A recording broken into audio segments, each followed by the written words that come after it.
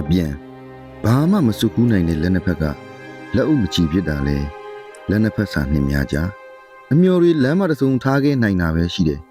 ကို့အညွန်လေးတလူလူအတွက်အမေအခက်လက်လေးတွေချိုးချိုးပေးရ